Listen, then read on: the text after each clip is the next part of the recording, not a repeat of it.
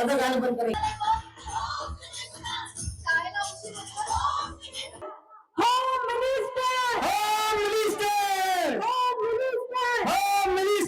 महिला आता जमा होत असल्याचं एकंदरीत चित्र ग्रामीण भागात दिसून येतं. मी सध्या आहेत भोकरदन तालुक्यातील सावखेडा, जे हसनाबाद पासून काही अंतरावर असलेलं गाव आहे, छोटं गाव आहे. या गावामध्ये इथल्या सरपंच विजया जाधव, सुभाष जाधव यांनी हा कार्यक्रम आयोजित केलेला होता. आणि खरं तर ग्रामीण भागामध्ये या कार्यक्रमाला वाव मिळाली पाहिजे ही भावना लक्षात घेऊन त्यांनी हा कार्यक्रम केलेला आहे. पहिल्यांदाच हा कार्यक्रम झालेला आहे. एकंदरीत आजचा जो कार्यक्रम बघितला, महिलांचा जो प्रतिसाद बघितला, काय वाटलं? खूप छान वाटलं आणि महिलांनी खूप छान प्रतिसाद दिला आणि त्यांच्याही कुठेतरी वेळातून काढून त्यांनाही म्हणजे मनोरंजन झालं. खूप छान वाटलं. पण ग्रामीण भागामध्ये हा कार्यक्रम बघायला म्हणजे होत नाही कधी कधी महिलांना टीव्हीवरच बघायला. टीव्हीवरच मी सुद्धा टीव्हीवर बघितलं होतं आजपर्यंत, असं स्वतः लाईव्ह बघितलं.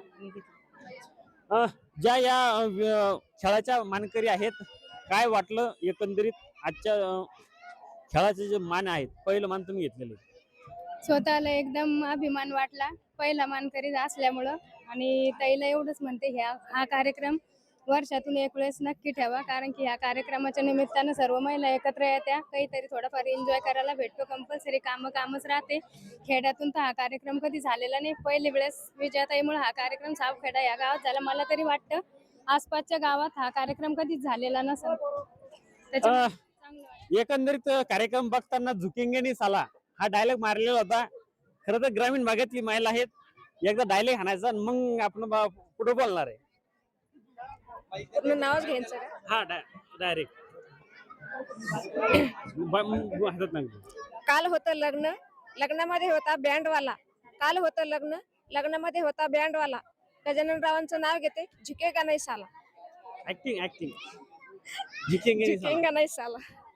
बरं, या एकंदरीत या कार्यक्रमात काय वाटलेलं? खूप आनंद वाटला आणि ताईला माझी एवढीच विनंती आहे की दरवर्षी हा कार्यक्रम घ्यावा, कारण की माझी सारखी विधवा महिलांना संक्रांतीला खूप संक्रांत आल्यास नंतर खूप त्रास होतो आणि खूप ध्यान येतं. त्यामुळे या हळदी कुंकाचा कार्यक्रम घेतल्याबद्दल मी खूप आनंद झाले आणि खूप आनंद घेतला. मला याचा लय अभिमान आहे ताई. काही महिला बोलणार आहेत, काय प्रतिक्रिया आहे? थँक्यू कार्यक्रम घेतल्याबद्दल. आम्हाला सर्वांना खूप आनंद झाला आणि गेम खेळून पण खूप आनंद झाला. बरं, आपण थोडस एक दाखवण्याचा प्रयत्न करू. ग्रामीण भागामध्ये सांस्कारिक जे काही भारतीय नागरिक तत्व आहे आपलं, त्याला आता मी कार्यक्रम बघत असताना अँकर सांगतो डॅन्स करा, हे करा. बरं, लपत लाजत कार्यक्रम म्हणजे डॅन्स केला लोकांनी, महिलांनी केला सर. महिलांना 50% आरक्षण आहे, 50% आरक्षण आहे. पण लाजत थोड्या वेळ केला. खर तर एकंदरीत अजून खूप छान वाटलं सर, खूप प्राऊड फील झालं.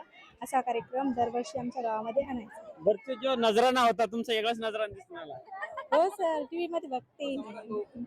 ग्रामीण भागामध्ये असे कार्यक्रम झाले पाहिजे अशी भावना आहे. या ग्रामीण भागामध्ये या कार्यक्रमाला वाव मिळाली पाहिजे.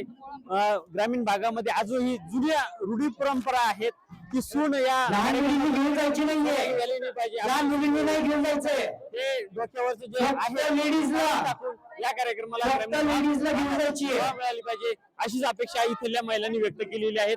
आपल्यासोबत या सर्कलचे माजी जिल्हा परिषद सदस्य आहेत, जिल्हा परिषद अध्यक्ष राहिलेले. एकंदरीत ग्रामीण भागामध्ये अजूनही देखील 100% या कार्यक्रमाला प्रोत्साहन नाही येत, 70% पण नाही येत. आज ग्रामीण भागातले जे महिला आहेत ते छोट्या मोठ्या कुठेतरी कार्यक्रम सुरू झालेले आहेत. खरं म्हणजे आजपर्यंत आपण हा कार्यक्रम फक्त टीव्हीवर बघत होतो, जो की मुंबई, पुणे, संभाजीनगर सारख्या ठिकाणी होत होता. परंतु आमच्या येथील सरपंच विजयाताई सुभाष जाधव यांनी हा गावात कार्यक्रम घेऊन गावकऱ्यांच्या महिलांना फार खुश केलं आणि असाच कार्यक्रम घेत राहा मी त्यांना विनंती करेन. जिल्हा परिषद अध्यक्ष तुकाराम शेठ जाधव यांनी म्हणलेलं आहे. मराठवाडा मीडिया, मी विश्वास दसाळ, भोकरदन.